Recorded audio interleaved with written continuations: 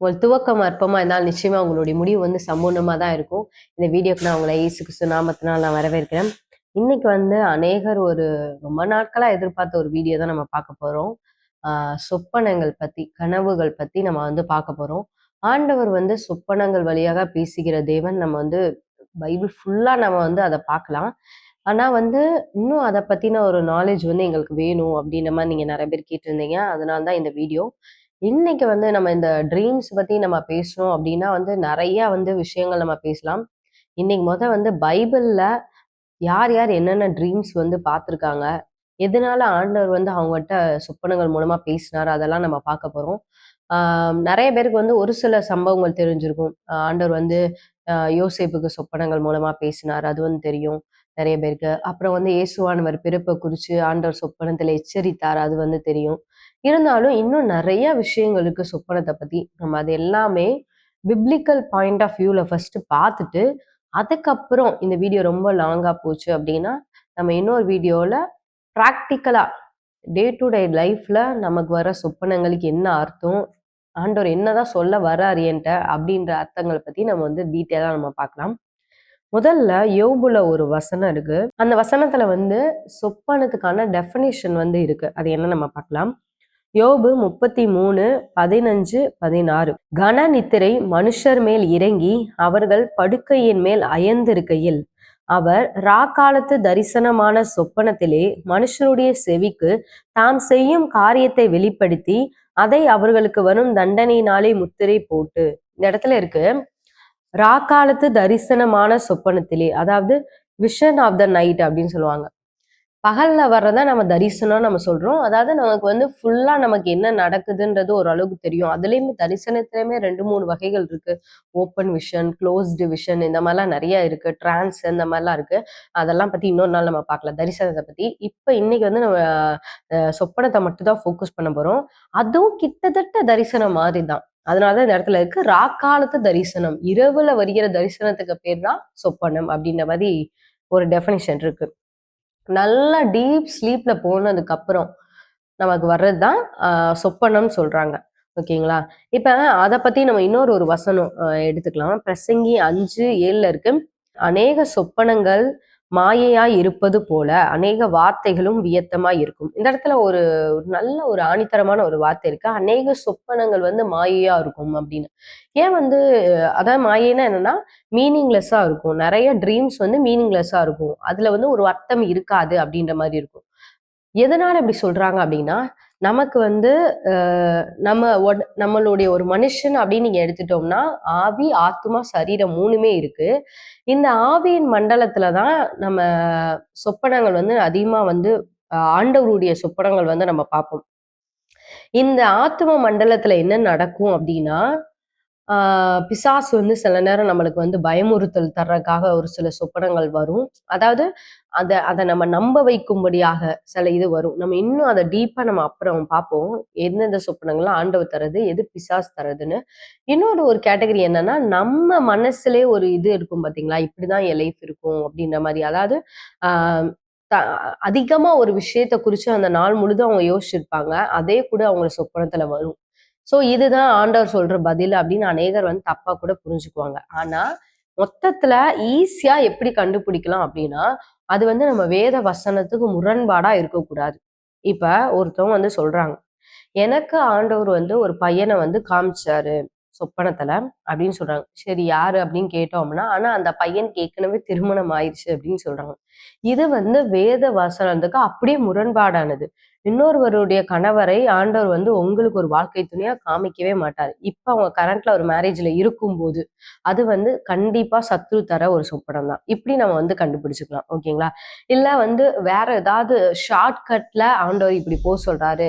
ஷார்ட்கட்ல ஒரு விஷயத்த செய்யும்படியா அப்படி செய்ய சொல்றாரு அப்படின்னா, அது கண்டிப்பா ஆண்டவர்ட்ட இருந்து வர சொப்பனமே கிடையாது. இதுலயே நம்ம வந்து தெரிஞ்சுக்கலாம். வேத வசனத்துக்கு முரண்பாடா இருக்கிற காரியங்கள்லாம் என்னென்ன அப்படின்னு சொல்லிட்டு.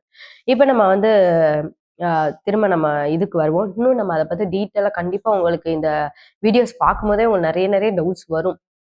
அப்ப நான் எப்படி வந்து என் சொப்பனம் ஆண்டவர் தான் பேசுறாரு எப்படி தெரிஞ்சுக்கிறது? என் சொப்பனத்துக்கு எப்படி அர்த்தம் கண்டுபிடிக்கிறது? இந்த மாரி நெறைய வரும். நம்ம அதெல்லாம் ஒவ்வொரு வீடியோஸா நம்ம பார்க்கலாம். இப்ப எல்லாருக்குமே தெரிஞ்ச ஒரு இதுதான். ஆ யோசேப்போட சொப்பனம் தான். நான் லைட்டா அத டச் மட்டும் பண்ணிட்டு, ஏன்னா நீங்க வந்து ஒரு நோட் எடுத்து நீங்க வந்து இத நோட் பண்ணிட்டே வாங்க. நோட் எடுத்து நீங்க எழுதி வச்சுக்கோங்க. அதுக்கப்புறம் நீங்க உங்க ஃப்ரீ டைம்ல நீங்க நல்லா மெடிடேட் பண்ணுங்க. ஓகே, சொப்பனங்கள் ஆண்டவர் இவங்களுக்கு இப்படிலாம் தந்திருக்காரா அப்படின்னு நீங்க மெடிடேட் பண்ணி பாருங்க. யோசேப்புடைய சொப்பனம் எதுல இருக்குன்னா, ஆதியாகமம் 37ஆம் அதிகாரம் 6ல இருந்து 9 வரைக்கும் 2 சொப்பனங்கள் இருக்கும். 2மே ஒரே மீனிங் தான். ஆனா ஆண்டவர் வந்து வித்தியாசமான முறையில யோசேப்புக்கு வந்து காமிச்சிருப்பாரு. சில நேரம் ஆண்டவர் நம்முடைய லைஃப்லயும் அப்படிதான் காமிப்பாரு. பார்வோனுக்குமே அப்படிதான் வந்துச்சு. ஸோ வந்து இப்படிதான் இருந்துச்சு. யோசேப்போட சொப்பனம் எல்லாருக்குமே தெரியும். அவரோட சகோதரர்கள்லாம் அவரை வந்து வணங்குற மாதிரி ஆண்டவர் 2 சொப்பனத்திலயுமே அப்படிதான் காமிச்சிருப்பாரு. அதுக்கடுத்து பார்வோனுடைய ட்ரீம் வந்து நம்ம பார்த்தோம் அப்படின்னா, ஆதியாகமம் 41 16 to 25ல இருக்கு. அது நல்லா நோட் பண்ணிக்கோங்க. ஆதியாகமம் 11 சாரி நோட் பண்ணி வச்சுக்கோங்க. ஆதியாகமம் 41 16ல இருந்து 25 வரைக்கும் இருக்கு. இதுலயும் யோசேப்புக்கு வந்த சொப்பனம் மாதிரியே 2 சொப்பனம் பார்வோனுக்கு வரும். 2மே ஒரே மீனிங் தான்.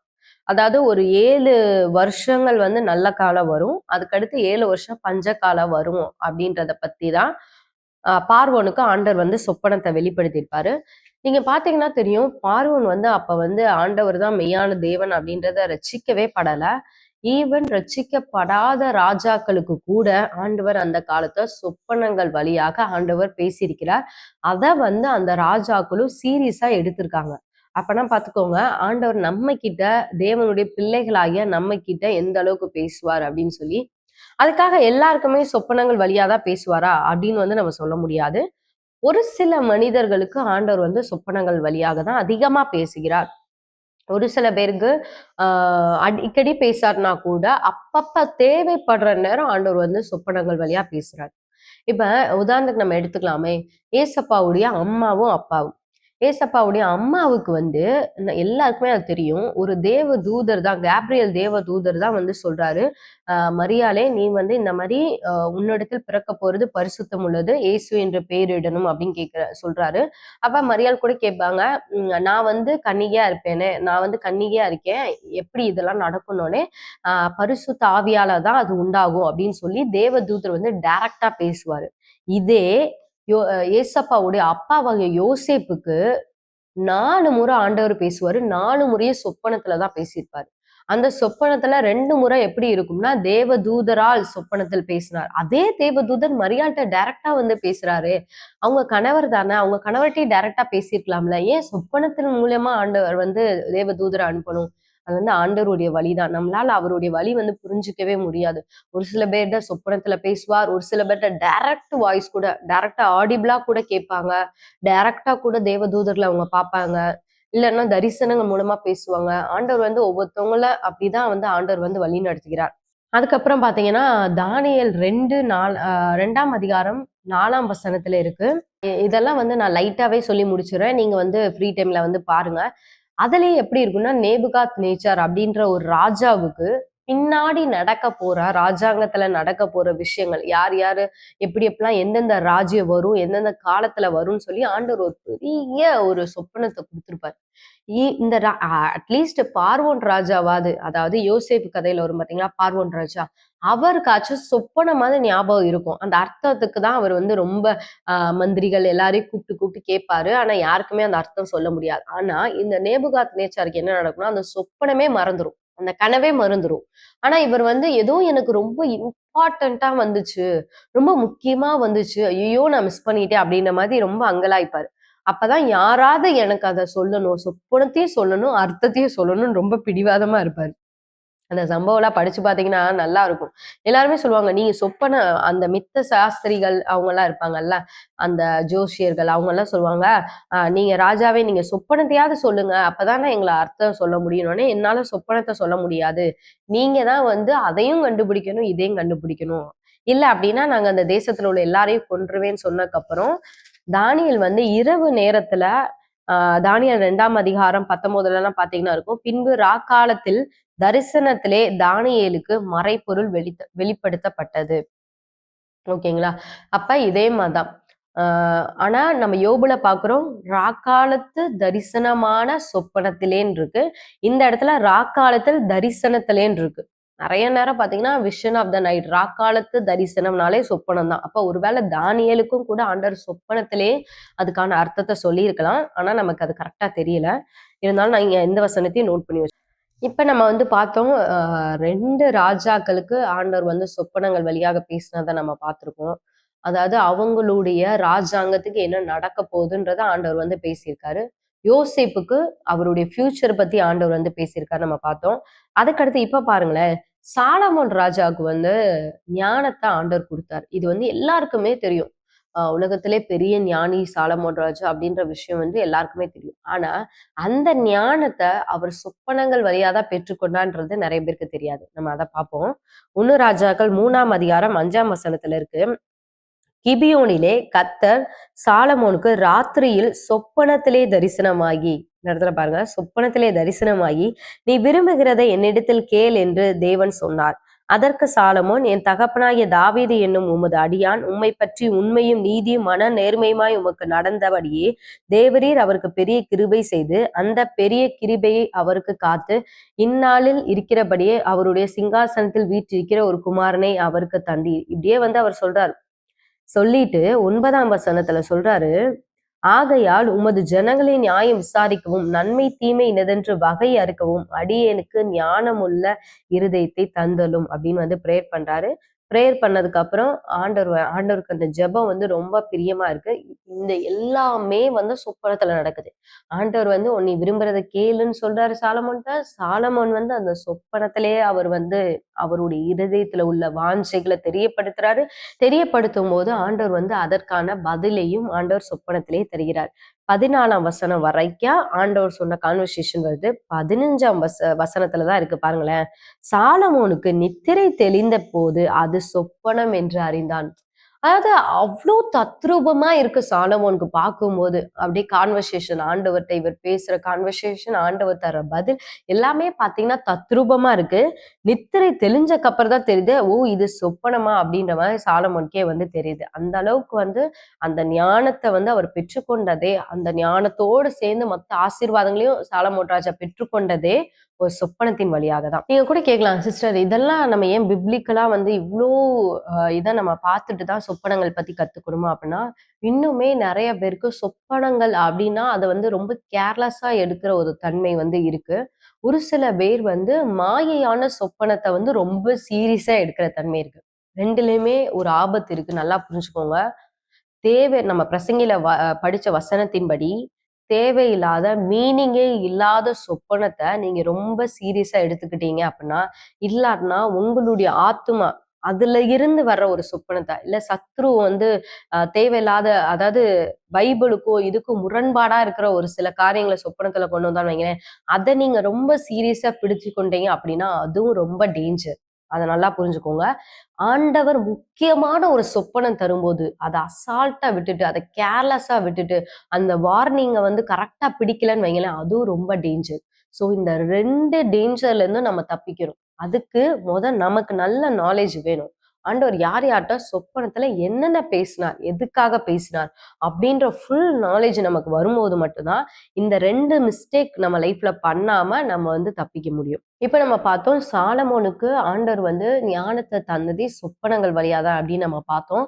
இப்ப ஆபிரகாமுக்கு வந்து ஆண்டவர் வந்து ஒரு உடன்படிக்கை பண்ணாரு. உன் சந்ததி இப்படிதான் இருக்கும் அப்படின்ற மாதிரி எல்லாமே பண்ணாரு. உன் சந்ததியை நான் இப்படி ஆசீர்வதிப்பேன், அதெல்லாம் ஆண்டவர் சொன்னாரு. அதையும் ஆண்டவர் வந்து ஒரு சொப்பனத்து வழியாதான் பண்ணாரு. அதை நம்ம வந்து பார்க்கலாம். ஆக்சுவலி என்னன்னா, அவர் நல்லா முழிச்சிருக்கும் போதுதான் ஆண்டவர் அந்த கான்வர்சேஷன் ஆரம்பிக்கிறாரு. ஆனா கரெக்டா அந்த உடன்படிக்கை பண்ற நேரம் ஆண்டவரே அவருக்கு ஒரு அயர்ந்த நித்திரை வர வைக்கிறாரு. ஆதியாகமம் 15:9 இருந்து இருக்கு. அதாவது அவர் ஃபர்ஸ்டே ஆண்டவர் பேசிக்கிட்டே தான் வர்றாரு. ஆனா 9ஆம் வசனத்துல சொல்றாரு, அதற்கு அவர் 3 வயது கிடாரியும் 3 வயது வெள்ளாட்டையும் 3 வயது ஆட்டுக்கடாவையும் 1 காட்டுப்புறாவையும் 1 புறா குஞ்சையும் என்னிடத்தில் கொண்டு வா என்றார். அவன் அவைகள் எல்லாவற்றையும் அவரிடத்தில் கொண்டு வந்து அவைகளை நடுவாக துண்டித்து துண்டங்களை ஒன்றுக்கொன்று எதிராக வைத்தான். பட்சிகளை அவன் துண்டிக்கவில்லை. பறவைகள் அந்த உடல்களின் மேல் இறங்கின, அவைகளை ஆபிராம் துரத்தினான். சூரியன் அஸ்தமிக்கும் போது ஆபிராமுக்கு அயர்ந்த நித்திரை வந்தது, திகிலும் காரிருளும் அவனை மூடிக்கொண்டது. ஆண்டவர் பலி செலுத்த சொல்றாரு, பலிபீடம் கட்டி. இவர் வந்து பலிபீடம்லாம் கட்டி எல்லாம் பலி ரெடியா இருக்க நேரம் ஆபிராமுக்கு வந்து அயர்ந்த நித்திரை வருதான். அப்பொழுது அவர் ஆபிராமை நோக்கி, உன் சந்ததியார் தங்களுடையதல்லாத அந்நிய தேசத்திலே பரதேசிகளாய் இருந்து அத்தேசத்தாரை சேவிப்பார்கள் என்றும் அவர்களால் 400 வருஷம் உபத்திரப்படுவார்கள் என்றும் நீ நிச்சயமாய் அறிய கடவாய். இப்படியே ஆண்டவர் பேசுறாரு. பேசிட்டு 16ஆம் வசனத்துல பாத்தீங்கன்னா 4ஆம் தலைமுறையிலே அவர்கள் இவ்விடத்துக்கு திரும்ப வருவார்கள். அதாவது ஆபிராமுடைய சந்ததி எகிப்துல போய் 400 வருஷம் அடிமையா இருக்க போறத பத்தி ஆண்டவர் பேசுறாரு. பேசிட்டு அப்படியே வர்றாரு. 18 அந்நாளிலே கர்த்தர் ஆபிராமோடே உடன்படிக்கை பண்ணி எகிப்தின் நதி துவங்கி ஐபிராத்து நதி என்னும் பெரிய நதி மட்டும் உள்ளதும் கேனியரும் கெனிசியரும் கத்மோனியரும் ஏத்தியரும் பெரிசியரும் ரெப்பாயிமீரும் எமோரியரும் கானாரியரும் கிர்காசியரும் எபூசியரும் என்பவர்கள் இருக்கிறதுமான இந்த தேசத்தை உன் சந்ததிக்கு கொடுத்தேன் என்றார். ஒரு பெரிய லிஸ்டே ஆண்டவர் சொல்றாரு. சொல்லிட்டு இந்த தேசத்தை எல்லாம் உன் சந்ததிக்கு கொடுக்குறேன்ப்பா அப்படின்னு சொன்னாரு. அதாவது ஆண்டவர் உண்மையாமே சொல்ல போனா ஆபிரகாமோட சொப்பனத்துல ஒரு உடன்படிக்கை பண்றார். இப்ப நம்ம அடுத்து இன்னொரு சைடு நம்ம பார்க்கலாம். இவ்வளவு நேரம் நம்ம பார்த்தோம் ஃபியூச்சர்ல நடக்க போறத பத்தி ஆண்டவர் பேசின அந்த காரியங்கள் இதெல்லாம் நம்ம பார்த்தோம். சாலமோன் ராஜா வாழ்க்கையில, யோசேப்புடைய வாழ்க்கையில, பார்வோன் ராஜாவுடைய வாழ்க்கையில, நேபுகாத்நேச்சர் வாழ்க்கையில, ஆபிரகாமுடைய சந்ததியுடைய வாழ்க்கையில, அதாவது ஆபிரகாமுடைய ஃபியூச்சர் தான் அதுவும். ஸோ சந்ததியுடைய வாழ்க்கையில என்னென்ன நடக்கும் அப்படின்றத பத்தி ஒரு பின்னாடி உள்ள ஃபியூச்சரை பத்தி ஆண்டவர் பேசுறது எல்லாம் நம்ம பார்க்குறோம். அது ஒரு தேசமாக இருக்கட்டும், இல்ல ஒரு சந்ததி ஆகட்டும், இல்ல ஒரு தனிப்பட்ட நபருடைய ஃபியூச்சர் ஆகட்டும். ஏன்னா நம்மளை சார்ந்து அப்படித்தானே இருக்கு. இப்ப நான் இருந்தேன்னா எனக்குன்னு ஒரு ஃபியூச்சர் இருக்கு. இப்ப என்னுடைய சந்ததியும் என்னுடைய ஒரு ஃபியூச்சர் தான். இப்ப என்னுடைய சபைக்கோ இல்ல இந்த மொத்த தேசத்துக்கோ நடக்க போற ஒரு ஃபியூச்சர் இதுவும் இதுல ஏன்னா நான் அதுக்குள்ளதானே இருக்கேன். இப்ப இந்த தேசத்துக்குள்ளதான் நம்ம இருக்கோம். இந்தியா தேசத்துக்குள்ளதான் நம்ம இருக்கோம். சோ இந்தியாவுடைய ஃபியூச்சர் ஆண்டவர் வெளிப்படுத்தும் போது அதுல எனக்குமே ஒரு பங்கு இருக்கு. ஏன்னா நம்மளும் ஒரு இந்திய நாட்டுல உள்ள ஒரு நபர் தான். சோ அதையுமே நம்மளுக்கு தான். அப்புறம் தனிப்பட்ட விதத்துல ஆண்டவர் என்கிட்ட பேசலாம் என்னுடைய ஃபியூச்சர் பத்தி. இல்ல அப்படின்னா என்னுடைய சந்ததி பத்தி. மேபி அந்த நாட்கள்ல நான் இருப்பேனா இருக்க மாட்டேன்னு கூட தெரியாது. ஆனாலும் அந்த சந்ததி பத்தி ஆண்டவர் பேசும்போது அதுவுமே என்னுடைய ஒரு ஃபியூச்சர் தான். ஸோ இந்த 3 வகையான ஃபியூச்சர்ஸ் பத்தி நம்ம இப்ப பார்த்தோம். இப்ப நம்ம அடுத்து ஒரு விஷயத்த பார்க்க போறோம். ஒரு 4, 5 ட்ரீம்ஸ். அது என்ன அப்படின்னா ஆண்டவர் கொடுத்த எச்சரிப்பு. அந்த எச்சரிப்பெல்லாம் கரண்ட்ல இப்ப பிரசன்ட்ல இன்னைக்கு நீ இதை பண்ணக்கூடாதுன்னு ஆண்டவர் எச்சரிக்கிறது. இல்ல நாளைக்கு நீ இதை பண்ணிடாத அப்படின்னு எச்சரிக்கிறது. ப்ரெசன்ட் டைம்ல ஆண்டவர் கொடுக்குற வார்னிங்ஸ் அதெல்லாம் என்ன அப்படின்றதான் நம்ம பிப்ளிக்கல் எவிடன்ஸோட தான் நம்ம பார்க்க போறோம். இப்ப எல்லாருக்குமே தெரியும். அநேகருக்கு தெரிஞ்ச விஷயம் தான். இருந்தாலும் நம்ம லைட்டா இது எல்லாமே டச் பண்றது திருப்பி நம்ம மெமரிக்கு ரொம்ப நல்லது. மத்தேயு 2:12 இருக்கு. சாஸ்திரிகள் இயேசுப்பாவுடைய பிறந்ததும் அந்த நட்சத்திரத்தை பார்த்து வருவாங்க.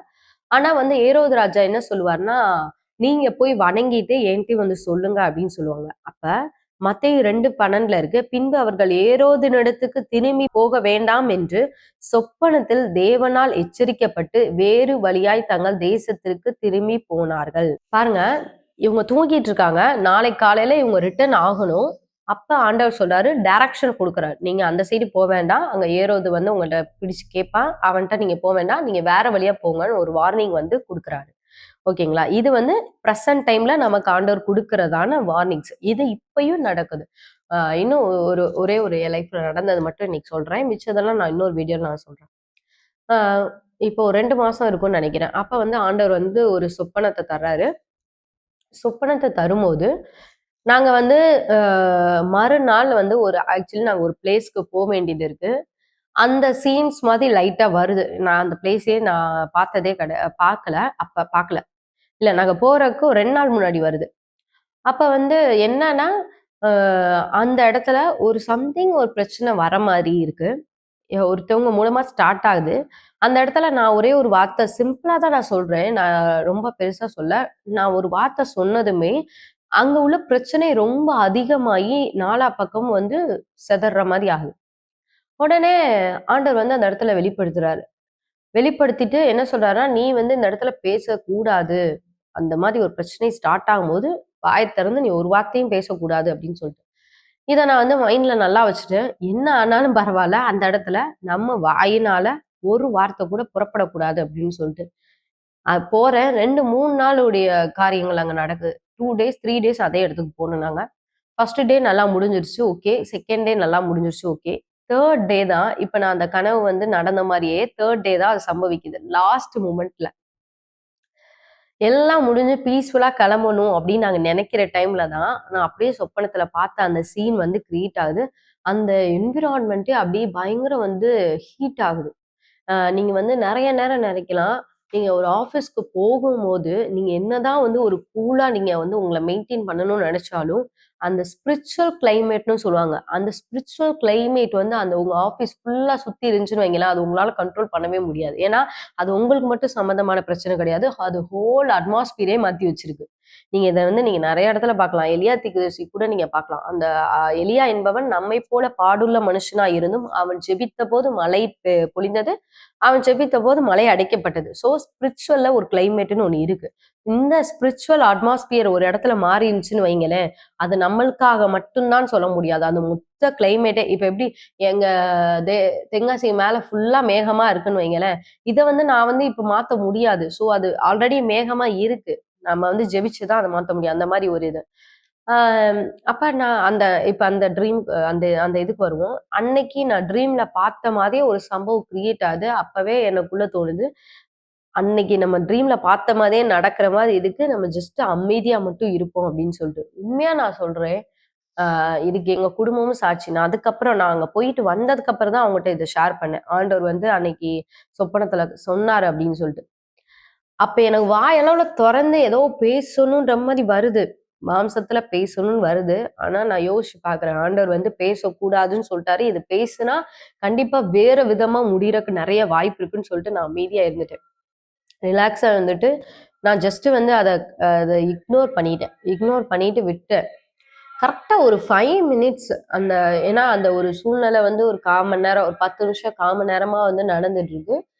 நான் பேசினேன் அப்டின்னா, அன்னைக்கு வந்து வேற மாரி தான் அது முடிஞ்சிரும். ஸோ நான் பேசவே இல்ல. அப்படியே நான் வந்து அமைதியா இருந்துட்டு இருக்கேன். ஆண்டவர் எச்சரிப்பு பெற்றனால நான் வந்து அப்படியே அமைதியா இருந்துட்டு இருக்கேன். அப்படியே ஒரு எப்படி சொல்றது? ஒரு பயங்கரமா கொதிக்கிற ஒரு வெயில்ல நம்ம நடந்துட்டு இருக்கும்போது, டக்குனு ஒரு கிளைமேட் சேஞ்ச் ஆயி ஒரு சில்லுன்னு ஒரு காத்து வந்துச்சுன்னா எப்படி இருக்கும் பார்த்தீங்களா? அப்ப நம்ம இப்படி பைக்ல நம்ம போயிட்டே இருக்கோம். டக்குன்னு வெயில் அடிச்சுட்டே இருக்கும். டக்குன்னு பார்த்தீங்கன்னா, சம்டைம்ஸ் அப்படியே கிளைமேட் சேஞ்ச் ஆகுற மாரி இருக்கும் பார்த்தீங்களா? அந்த மாரி அந்த 5 மினிட்ஸ்ல அப்படியே எல்லாருடைய மூடுமே சேஞ்ச் ஆயிருச்சு. அந்த அந்த அந்த அந்த இடத்துல இந்த பிரசன்ஸே வந்து அப்படியே சேஞ்ச் ஆயிருச்சு. ஒரு டார்க்னஸ் வந்து அந்த இடத்த மூடியிருந்த ஒரு இருள் அப்படியே வெளியேறி, ஒரு நார்மலான ஒரு மனநிலைக்கு வந்த மாரி இருந்துச்சு. உண்மையாவே நாங்க அது நிஜத்துல லிட்டரலா நாங்க ஃபீல் பண்ணோம் அத. அதுக்கப்புறம் நான் வந்தக்கப்புறம் யோசிச்சு பார்த்தேன். ஆண்டவரே உண்மையாவே நீங்க என்னைய எச்சரித்ததுக்காக நன்றி. ஏன்னா, இது ஆண்டவர் 2 நாளுக்கு முன்னாடியே ஆண்டவர் எச்சரிச்சுட்டாரு. ஆனா நான் ஃபர்ஸ்ட் டே அத வந்து பெருசா நினைக்கல. ஏன்னா அப்படி ஒண்ணு நடக்கவும் இல்ல. செகண்ட் டேவும் அப்படி நடக்கல. 3 டே லைட்டா ஆரம்பிக்கும்போதே ஆவியானவர் எனக்கு அந்த சொப்பனத்த ஞாபகப்படுத்திட்டாரு. "நீ இப்படி ஒரு சொப்பனம் பார்த்தேல்ல, அது வந்து உனக்கு குடுக்கப்பட்ட ஒரு வார்னிங் தான். நீ அத சீரியஸா எடுத்துக்கோ" அப்படின்னு சொல்லிட்டு. உண்மையா நான் சொல்றேன். இன்னைக்கு வரைக்கும் நான் அதுக்கு நன்றியா இருக்கிறேன். அன்னைக்கு நான் மட்டும் வேற ஏதாவது வாய் திறந்து ஏதாவது பண்ணியிருந்தேன்னா, அன்னைக்கு வேற மாதிரி முடிஞ்சிருக்கும். ஸோ இந்த வார்னிங்ஸ் ட்ரீம் வந்து பிரசன்ட் டைம்ல நாளைக்கு நீ இத பண்ணு. அப்படின்ற மாரி பிரசன்ட் டைம்ல ஆண்டவர் குடுக்குற ட்ரீம்ஸ் தான் நெறைய நேரம் இந்த வார்னிங்ஸ் ட்ரீமா இருக்கும். நம்ம இன்னும் பார்க்கலாம். யோசேப்புக்கு நீங்க பார்த்தீங்கன்னா, ஆண்டவர் 4 முறை ஏசப்பாவுடைய தகப்பனாகிய யோசேப்புக்கு 4 முறை சொப்பனத்துல தான் பேசுவாரு. 4 முறை நம்ம பார்க்கலாம். முதல்ல பார்த்தீங்கன்னா, மத்தேயு 1ஆம் அதிகாரம் ஆ அதாவது 18ல இருந்து 20 வரைக்கும் 3 வசனத்துல இருக்கும். ஆ எல்லாருக்குமே தெரிஞ்ச விஷயம் தான். யாரா இருந்தாலுமே மரியாள் வந்து திருமணத்துக்கு முன்னாடியே கர்ப்பமாயிருவாங்க. ஆனா வந்து யோசேப்பு வந்து உண்மையாவே ரொம்ப நீதிமானா இருந்து அவர் என்ன நினைக்கிறார்னா, அவளை அவமானப்படுத்த மனதில்லாமல் ரகசியமா நம்ம தள்ளி விடலாம். ஓப்பனா வச்சு பாருங்க நான் நிச்சயம் பண்ண பொண்ணு இப்படி பண்ணிட்டா அப்படின்ற மாதிரி சொல்லாம ரகசியமா தள்ளிடலாம் அப்படின்னு வந்து யோசேப்பு நினைக்கிறாரு. ஆனா 20 வசனத்துல இருக்கு கர்த்தருடைய தூதன் சொப்பனத்தில் அவனுக்கு காணப்பட்டு யோசேப்பே உன் மனைவியை சேர்த்துக்கொள்ள நீ ஐயப்படாதேன்னு சொல்வார். இது ஃபர்ஸ்ட் ட்ரீமா. இப்ப அடுத்து பாருங்களேன். அதே யோசேப்புக்கு 2ஆம் அதிகாரம் மத்தேயு 2:13 இருக்கு.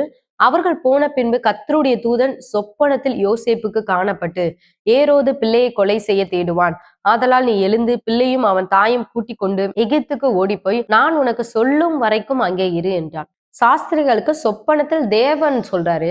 பாத்துக்கோங்க. சொப்பனத்தில் தேவன் சொல்றாரு. இந்த இடத்துல யோசேப்புக்கு சொப்பனத்தில் ஏஞ்சல் வந்து சொல்றாரு. அப்புறம் மத்தேயு 2:19 திருப்பி 3வது டைம் யோசேப்புக்கு வருது. ஏரோது இறந்த பின்பு கர்த்தருடைய தூதன் எகிப்திலே யோசேப்புக்கு சொப்பனத்தில் காணப்பட்டு இயேசுவை கொலை செய்ய வகை தேடின ஏரோது இறந்துட்டாப்பா, நீ திருப்பி போ அப்படின்னு சொல்றாரு அந்த வசனத்துல. அடுத்து 22ஆம் வசனத்துல இருக்கு, ஆகிலும் அர்க்கெலேயு தன் தகப்பனாகிய ஏரோதின் பட்டத்துக்கு வந்து யூதேயாவில் அரசாளுகிறான் என்று கேள்விப்பட்டு அங்கே போக பயந்தான்.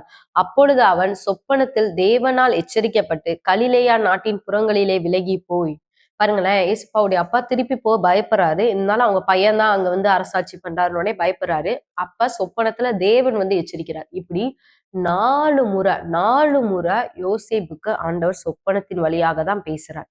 பேசி டைரக்ஷன், இப்படி போ, அப்படி போ, இதான் உன் மனைவி, இவங்களை தள்ளி விட்டுறாத அப்படின்ற மாதிரி பயங்கரமான எச்சரிப்பின் சத்தமா வந்து இருக்கு. நீங்க நல்லா பாத்தீங்கன்னா தெரியும், இந்த எச்சரிப்பு வந்து ப்ரெசன்ட் டைம்ல வரும். இதை வந்து நம்ம மிஸ் பண்ணவே கூடாது. மிஸ் பண்ணிட்டோம்னு வைங்களேன், நினைச்சு பாருங்க, யோசேப்பு மட்டும் அந்த சொப்பனத்தெல்லாம் மிஸ் பண்ணியிருந்தாரு அப்படின்னா என்ன ஆகும் அப்படின்னு சொல்லிட்டு. இப்ப பாருங்க, எப்பயுமே நான் சொல்லிட்டே இருக்கேன், வார்னிங்ஸ் வந்து சொப்பனத்துல வந்து ப்ரெசன்ட் வரும். இன்னைக்கு நடக்க போறது, நாளைக்கு நடக்க போறது, இல்ல இந்த வாரத்துக்குள்ள நடக்க போகுது, அந்த மாதிரி இப்ப கரண்ட் நேரத்துல நமக்கு நடக்க போறதா வார்னிங்ஸா வரும், எச்சரிக்கையா ஆண்டவர் வந்து தருவார். மத்தேயு 27:19 இருக்கு, பிலாத்துடைய மனைவிக்கு வந்து சொப்பனம்.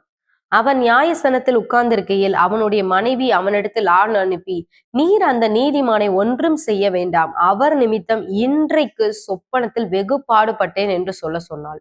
பாருங்களேன், அந்த பிலாத்துடைய மனைவிக்கு சொப்பனத்துல ஆண்டவர் வந்து பயங்கரமான ஒரு எச்சரிப்பு கொடுத்திருக்காரு. நீ வந்து இந்த மனுஷனை எதுவுமே செய்ய வேணாம். ஏன் அப்படின்னா, அன்னைக்கு மட்டும் பிலாத்து மட்டும் இது பண்ணலன்னு வைங்களேன், இயேசு சிலுவையில் அறையலன்னு வைங்களேன், கண்டிப்பா வேற யாரா சிலுவைக்கு ஆண்டவர் போறது உண்மைதான். ஆனா காட்டி கொடுக்கப்பட போவது உண்மைதான். ஆனா யார் காட்டி கொடுக்குறானோ அவனுக்கு ஐயோன்னு ஆண்டவர் வசனம் சொல்லியிருக்கு. சோ பிலாத்து இல்லாட்டாலும் அந்த இடத்துல வேற ஒருவன் வந்து இயேசுவை வந்து சிலுவையில் அறைய இது பண்ணியிருப்பாங்க. ஆனா பிலாத்துடைய கையினால இது நடக்காம இருக்கிறதுக்காக தான் இந்த வசனம் வந்து இருக்கு. ஆனா பிலாத்து கடைசியில வந்து கை கழுவிடுவாரு, இதுக்கு எனக்கும் சம்பந்தம் இல்லைன்னு சொல்லுவாரு. ஆனா தெரியல, ஆண்டவர் ஜட்ஜ்மெண்ட் வந்து எப்படி இருக்க போகுதுன்னு தெரியல. ஆனா வந்து பிலாத்துடைய மனைவிக்கு வந்து எச்சரிப்பான ஒரு சொப்பனம் தான் இருது, நீ நீதிமானை ஒன்றும் செய்ய வேண்டாம்னு. சோ ஒருவேளை இவங்க சொன்ன வார்த்தையினால கூட அவர் வந்து கை கழுவுனாரா என்னன்னு தெரியல. ஆனா வந்து அவங்களுக்கு ஆண்டவர் கொடுத்த எச்சரிப்பின் வசனம் தான் இது. அடுத்து ஒரு சில நேரம் நீங்க வந்து உங்களுக்கு ஒரு சில டவுட்ஸ் வரும். நமக்கு வந்து ஆண்டவர் பிறருடைய சொப்பனங்கள் வழியாக பேசுவாரானா, கண்டிப்பா பேசுவார். அதுக்குமே பிப்ளிக்கல் எவிடன்ஸ் இருக்கு. நம்ம வந்து அதை பார்க்கலாம். ஏன் அப்படின்னா, ஒரு சில நேரம் நம்ம வந்து அதை வந்து சந்தேகப்பட்டுட்டே இருப்போம். ஆண்டவர் வந்து வேற ஒருத்தவங்களுக்கு அதை பத்தின ஒரு ரெவலேஷன் கொடுத்து பேசுவாரு. இப்ப வந்து கிதியோன், நியாயாதிபதிகள்ல வந்து கிதியோன் பத்தி உங்களுக்கு எல்லாருக்கும் தெரியும். கிதியோனுக்கு வந்து ஆண்டவர் என்னை கொண்டு இது செய்வாரான்னு ரொம்ப வந்து டவுட்ஸ் நிறைய இருந்துட்டே இருந்துச்சு. அவருமே வந்து நிறைய அடையாளம் எல்லாம் கேட்டாரு, 2-3 அடையாளம் எல்லாம் கேட்டாரு. ஆண்டவர் அதை நிறைவேற்றி கொடுத்தாரு. ஸ்டில் அவருக்கு வந்து சில டவுட் இருந்திருக்கும் போல. அதனால ஆண்டவர் வந்து என்ன பண்றாரு அப்படின்னா, எதிரியுடைய நாட்டுல உள்ள ஒரு மனுஷனுக்கே கிதியோனை பற்றி ஒரு சொப்பனத்தை வந்து காண்பிக்கிறாரு. இதை கிதியோனுடைய காதுனால கேட்கணும்னு சொல்லி ஆண்டவர் சொல்றாரு. நியாயாதிபதிகள் 7ஆம் அதிகாரம் 9ஆம் வசனம் பாத்தீங்கன்னா தெரியும். அன்று ராத்திரி கர்த்தர் அவனை நோக்கி, நீ எழுந்து அந்த சேனையின் இடத்துக்கு போ, அதை உன் கையில் ஒப்பு கொடுத்தேன், போக பயப்பட்டாயானால் முதல் நீயும் உன் வேலைக்காரனாகிய பூராவும் சேனையின் இடத்துக்கு போய் அங்கே என்ன பேசுகிறார்கள் என்று கேள், பின்பு சேனையின் இடத்துக்கு போக உன் கைகள் திடப்படும் என்றார். பாருங்க, ஃபர்ஸ்ட் நீ போ, நீ உனக்கு போக பயமா இருந்துச்சு அப்படின்னா நீயும் உன் வேலைக்காரனும் ஃபர்ஸ்ட் போய் அவங்க பேசுறத கேளு. கேட்கும் போது உனக்கே வந்து அந்த ஃபியர் போகும் அப்படின்னு வந்து ஆண்டவர் சொல்றாரு. இப்ப வந்து 13ஆம் வசனம் பாருங்க. கிதியோன் வந்தபோது ஒருவன் மற்றவனுக்கு ஒரு சொப்பனத்தை சொன்னான். அதாவது, இதோ ஒரு சொப்பனத்தை கண்டேன், சுட்டிருந்த ஒரு வார்கோதுமை அப்பம் மீதியானியரின் பாளையத்திற்கு உருண்டு வந்தது, அது கூடாரம் மட்டும் வந்தபோது அதை விழத்தள்ளி கவிழ்த்து போட்டது, கூடாரம் விழுந்து கிடந்தது என்றான். பாருங்க, ஒரு 2 பேர் பேசிட்டு இருக்காங்க. அதுல ஒருத்தர் சொல்றாரு, எனக்கு இப்படி ஒரு கனவு வந்துச்சு, நம்ம நம்ம கூடாரத்து மேல ஒரு அப்பா வந்து வருது, மீதியானுடைய பாளையத்து மேல வருது, ஆனா விழுந்ததும் அந்த மீதியானியர் எல்லாரும் அழிஞ்சு போயிட்டாங்கன்னு. அப்பொழுது மற்றவன், 14ஆம் வசனம், அப்பொழுது மற்றவன், இது யோவாசின் குமாரனாகிய கிதியோன் என்னும் இஸ்ரவேலனுடைய பட்டயமே அல்லாமல் வேறல்ல, தேவன் மீதியானியரையும் இந்த சேனை அனைத்தையும் அவன் கையில ஒப்பு கொடுத்தார் என்றார். கிதியோன் அந்த சொப்பனத்தையும் அதன் வியத்தத்தையும் கேட்ட பொழுது அவன் பணிந்து கொண்டு, இஸ்ரவேலின் பாளையத்திற்கு திரும்பி வந்து, எழுந்திருங்கள், கர்த்தர் மீதியானியரின் பாளையத்தை உங்கள் கையில் ஒப்பு கொடுத்தார் என்று சொல்லி. பாருங்களேன், ரொம்ப ஆச்சரியமா இருக்கும். கிதியோனுக்கு ஆண்டவர் டைரக்டா 2, 3 அடையாளங்கள் மூலமா பேசினாரு. ஆனாலும் அவருக்கு திருப்பி ஒரு பயம் இருந்திருக்கு. நம்ம போனா ஜெயிப்போமா, ஜெயிக்க மாட்டோமான்ற மாதிரி ஒரு பயம் இருந்திருக்கு. சோ ஆண்டவர் வந்து எதிரி நாட்டுல உள்ள மனுஷங்களுக்கே அதை வெளிப்படுத்தி, அதை இவர் காதால கேட்க வச்சு, ஒரு மனுஷன் சொப்பனத்தை சொல்றான், இன்னொரு மனுஷன் அதுக்குரிய அர்த்தத்தை சொல்றான். இந்த அர்த்தத்தை கேட்டதும் தான் அவருக்கு பயங்கர ஷாக் ஆகுது. ஓ, ஆண்டவர் நிச்சயமா அப்ப நம்மளை கொண்டு செய்ய போறார் போல அப்படின்னு சொல்லிட்டு. சோ உங்களுடைய வாழ்க்கையில அப்படி வந்து நடக்கலாம். நம்மளுடைய பயங்கள் போறக்காக ஆண்டவர் வந்து பிறர் மூலமா கூட பேசுவார். அதாவது ஏற்கனவே நம்ம மூலமா பேசின ஒரு காரியத்தை பிறர் மூலமாக உறுதி செய்வார். எப்பயுமே நல்லா புரிஞ்சுக்கோங்க. இந்த கான்செப்ட வந்து நல்லா புரிஞ்சுக்கோங்க. ஆண்டவர் வந்து எந்த ஒரு காரியத்தை பிறர்ட்ட மட்டும் தான் பேசுவார் அப்படின்னு கிடையாது. நம்ம கிட்ட பேசின காரியத்தை நம்ம அதுல டவுட் இருக்கனால திருப்பி நம்மள உறுதிப்படுத்தணும் அப்படின்றதுக்காக தான் ஆண்டவர் வந்து இன்னொருத்தவங்க மூலமா ஆண்டவர் நம்ம கிட்ட பேசுறார். சோ நீங்க திருமண விஷயத்திலயோ ஏதோ ஒரு விஷயத்துல ஒருத்தவங்க வந்து சொல்றாங்க அப்படின்றதுக்காக நீங்க ஓகே பண்ணக்கூடாது. அது ஆண்டவர் உங்ககிட்ட ஏற்கனவே ஒரு பேசின ஒரு விஷயமா தான் இருக்கும். ஆண்டவர் வந்து திருப்பி டபுள் கன்ஃபர்மேஷன் குடுக்கறதுக்காக தான் இன்னொருத்தவங்கள அனுப்பி உங்கள வந்து இது பண்ணுவார். ஏன்னா அந்த இடத்துல கிதியோன்ட்ட ஆண்டவர் ஏற்கனவே சொல்லிட்டாரு. நீ போ. அங்க ஒருத்தவங்க ஒண்ணு சொல்லுவாங்க. அவங்க பேசுறத கேட்கும்போது உன் கைகள் திடப்படும்னு சொல்றாரு. ஏன்னா இன்னைக்கு நெறைய பேர் யாரோ ஒருத்தவங்க சொன்னாங்க, நான் அதுபடி செய்தேன் அப்படின்னு சொல்றவங்க வந்து அதுலயுமே நெறைய பிரச்சனைகள் வந்து வருது. அதனால தான் இந்த வார்த்தைய நான் சொல்றேன். அடுத்து இன்னொரு ஒரு வசனம் பார்க்கலாம். இது வந்து கரெக்ட்டா வந்து சொப்பனம்னு இல்ல. ஆனா ராத்திரியிலே பவுலுக்கு ஒரு தரிசனம் உண்டாயிற்று அப்படின்ற மாரி இருக்கு. நம்ம ஏற்கனவே யோபுல பார்த்தோம். ராத்திரியில் தரிசனம் வந்து அந்த விஷன் ஆஃப் த நைட் வந்து சொப்பனம் தான். ஓகேங்களா? அதாவது ராத்திரியில நல்லா அயர்ந்த நித்திரையில வர்ற ஒவ்வொன்னுமே சொப்பனத்துக்கு ஈடா தான் இருக்கும். இந்த இடத்துல இதையும் மட்டும் பார்த்துட்டு நம்ம இத முடிச்சிடலாம். அப்போஸ்தலர் 16:9 இருக்கு. அங்கே ராத்திரியிலே பவுலுக்கு ஒரு தரிசனம் உண்டாயிற்று. அது என்னவெனில், மக்கதோனியா தேசத்தான் ஒருவன் வந்து நின்று, நீர் மக்கதோனியாவுக்கு வந்து எங்களுக்கு உதவி செய்ய வேண்டும் என்று தன்னை வேண்டிக் கொண்டதாக இருந்தது. அந்த தரிசனத்தை அவன் கண்டபோது, அவர்களுக்கு சுவிசேஷத்தை அறிவிக்கும்படி கர்த்தர் எங்களை அழைத்தார் என்று நாங்கள் நிச்சயித்துக் கொண்டு, உடனே வந்து மக்கதோனியாவுக்கு வந்து போறாங்க. இப்ப பாருங்க, ஒரு இடத்துக்கு போலாமா, வேண்டாமா அப்படின்ற ஒரு இடத்துல ஒரு கன்ஃபியூஷன் வரும்போது, ஆண்டவர் வந்து இந்த மாதிரியான இத வந்து சொப்பனங்கள் வழியா ஆண்டவர் வந்து பேசுறார். இப்ப வந்து ஒரு பிப்ளிக்கல் நமக்கு வந்து நாலேட்ஜ் வந்து உங்களுக்கு கிடைச்சிருக்கும். ஒரு ட்ரீம்ஸ் பத்தின ஒரு ஃபுல் நாலேட்ஜ் வந்து கிடைச்சிருக்கும் அப்படின்னு நான் விசுவாசிக்கிறேன். இனி வரும் நாட்கள்ல இந்த நம்மளுக்கும் இது போல ஆண்டவர் ட்ரீம்ஸ் தரும்போது, அதுக்கான எப்படி அர்த்தங்கள கண்டுபிடிக்கணும். அந்த ட்ரீம்ஸ் வந்து ஆண்டவர்ட்ட இருந்து வந்துச்சா, இல்ல வந்து மாயையான அதாவது ஒரு மீனிங்லெஸ் பிரசங்கில நம்ம வாசிச்ச மாதிரி ஒரு மீனிங்கே இல்லாத ஒரு ட்ரீம்க்கு நம்ம மீனிங் திருப்பி திருப்பி தேடிட்டு இருக்கோமா? என்ன அதாவது ட்ரீம்ஸ்லயே ஒரு ஒரு சில ட்ரீம்ஸ நம்ம ஃபில்டர் பண்ண வேண்டியது இருக்கு. அது அநேக சொப்பனங்கள் மாயா இருப்பது போல. ஒரு சில சொப்பனங்களுக்கெல்லாம் நம்ம மீனிங்கே தேட தேவையில்ல. அந்த மாரி சில ட்ரீம்ஸ் இருக்கு.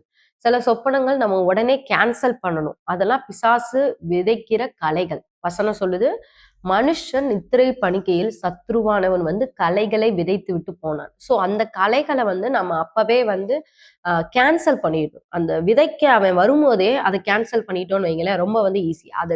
அதை விதைய அவன் போட்டு அதை வளர விட்டுட்டோம்னா தான் நமக்கு கஷ்டம். சோ அவன் விதைக்க வரும்போது உங்களுக்குள்ள ஒரு பயத்தை அவன் உருவாக்க வரும்போதே நம்ம அதை கேன்சல் பண்ணிட்டோம்னு வைங்களேன், அது ஒரு இதெல்லாம் நம்ம இனி ஃபியூச்சர் வீடியோஸ்ல நம்ம வந்து பார்க்கலாம். நிச்சயமா ஆண்டவர் வந்து ஒரு அண்டர்ஸ்டாண்டிங் எனக்கு தரணும்னு நல்லா ஜெபத்தோட வாங்க. ஏன்னா ஆண்டவர் சொப்பனங்கள் வழியாக ராஜாக்களுக்கு பேசியிருக்கிறார். ஒரு வசனம் மட்டும் நம்ம வந்து படிக்கலாம். உங்களுக்கு கூட ஒரு டவுட் வரலாம். ஏன் இவ்ளோ கஷ்டமா இருக்கு ஆண்டவருடைய சத்தத்தை கேட்கறதுக்கு? நமக்கு வந்து ஆண்டவர் ஒரு ஈஸி வே வந்து இது பண்ணா நல்லா இருக்குமே அப்படின்னு. எப்பயுமே பாத்தீங்கன்னா ஆண்டவர் வந்து அவருக்கு பிடிச்சது என்ன அப்படின்னா, நீதிமொழிகள் 25:2 இருக்கு. காரியத்தை மறைப்பது தேவனுக்கு மேன்மை, காரியத்தை ஆராய்வதோ ராஜாக்களுக்கு மேன்மை. பாருங்களேன், ஒரு விஷயத்த மறைக்கிறதா ஆண்டவருக்கே மேன்மையா. அந்த விஷயத்த அத மறைப்பதுதான் ஆண்டவருக்கு மேன்மையா, அந்த காரியத்தை ஆராய்வதா ராஜாக்களுக்கு மேன்மையா. யார் ராஜாக்கள்? நம்மளும் ராஜாக்கள் தான். வெளிப்படுத்தல இருக்கு. நம்மளும் ராஜாக்கள் தான். சோ வந்து ஆண்டவர மறைச்சு சொல்லுகிற ஒரு விஷயத்த நம்ம ஆராய்ஞ்சோம் அப்படின்னா, அதுதான் நமக்கு மேன்மைன்னு ஆண்டவர் சொல்றாரு.